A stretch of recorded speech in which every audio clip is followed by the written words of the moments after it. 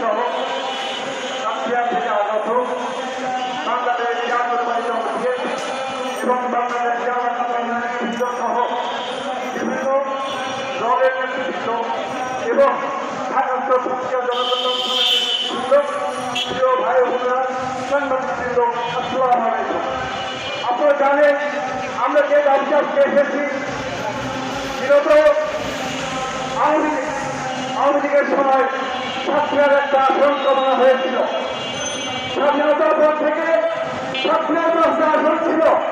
এই 10টা আসন থেকে স্বৈরাচারী শেখ হাসিনার সময় একটা আসন কমানো হলো।